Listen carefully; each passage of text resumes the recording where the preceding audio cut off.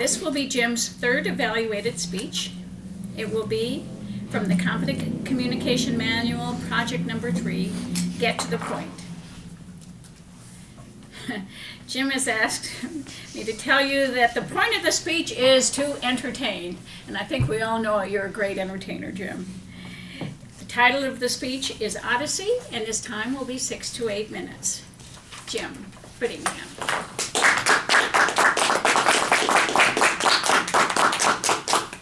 Thank you, Madam Toastmaster, fellow Toastmaster, honored guest. When Yale asked me to speak today, he didn't tell me I was going to have to follow him. Thanks a lot, Yale. Webster's Dictionary defines Odyssey as a journey which involves wandering, adventure, and hardship. This particular Odyssey started on January 29th, 2015. Ulysses and his wife Penelope took their son Telemachus to Sky Harbor International Airport to catch a 4:30 plane to Newark International Airport. They arrived at the airport about an hour early. Penelope and Telemachus got out at the curve. Ulysses proceeded towards the short-term parking. He went up the spiral, the circular tunnel up to the first parking area, and he was astounded to find something he had never seen before and that he never expects to see again. The very first space from the entrance was vacant, empty. It was bereft of automobile, motorcycle, or bicycle. After checking it for signage, police tape, or broken glass, he very gingerly parked there, got out of the car, made sure he had his keys, made sure the car was locked. Normally, he would have noticed the parking space designation, but this time he didn't, because he was certain that the car would be so easy to find. Took the elevator down a couple of floors, joined Penelope and Telemachus. They spent a half an hour or so visiting before it was time for Telemachus to go through security. Penelope and Ulysses went to find the car. They took the first elevator upstairs, but when they got to the space closest to the ramped staircase there was a car there, but it wasn't their car.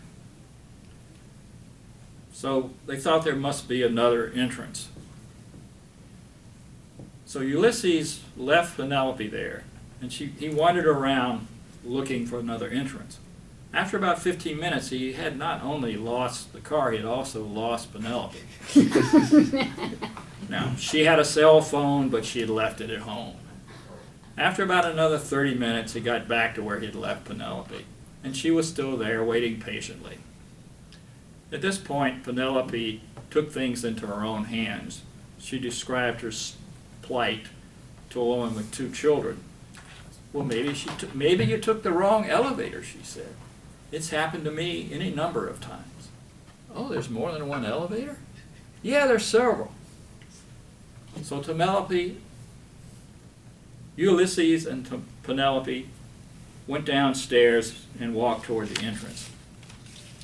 Ulysses began to notice that the restaurants and the concessions looked sort of familiar.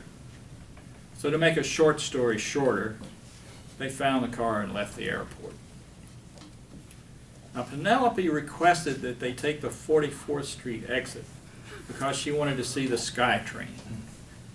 About this time, it was starting to rain, and the windshield wipers hadn't been used in a while, and they weren't working very well. They came to the point on the 44th Street exit where there are 3 lanes going north, where they wanted to go, and 3 lanes going south, where they didn't want to go. Well, they were in the southmost lane, and suddenly there was a lot of traffic. It's after all now rush hour. So they ended up going south and driving bumper to bumper through Tempe. They turned left on Rural Road, went over the bridge where Rural Road turns into Scottsdale Boulevard. Now all this time Penelope has been in a serious but very pleasant mood. So much so that Ulysses decides it's a good idea to reward her by taking her to a moderately expensive restaurant on Scottsdale Road. After a while they come across Franco's Italian Cafe. They go past the cafe, turn right, make a few more rights, and they park about a block east and a block south of the cafe. They walk to the cafe and they have a very nice meal. Now Ulysses doesn't remember any of the details of the meal, but he's pretty sure that alcohol was involved. As they're leaving, they're both feeling pretty good. It's starting to rain again. Ulysses suggests that Penelope wait for him while he goes and fetches the car. Now this time Ulysses finds the car right away. The problem is he can't find the restaurant. He thinks that probably he drove past the restaurant before he even started to look for it. He takes a right-hand turn and intends to go back to the parking lot, but he runs into a dead end, has to go back to Scottsdale Road. Well, the solution is obvious. He needs to take a U-turn on Scottsdale Road, drive past the restaurant, take a new U-turn, and go pick up Penelope. The problem is that Scottsdale Road is very U-turn unfriendly. They must have had a lot of no U-turn signs in storage somewhere, and they decided to put them all on Scottsdale Road. Somehow he does get turned around. He drives south for a fairly good distance because he wants to make sure by now that he's actually south of the restaurant, and he heads north again. All of a sudden, he noticed the road is turned off to the west, and he realizes that he's no longer on Scottsdale Road. He figures that he must have, by mistake, gone off onto Goldwater Boulevard.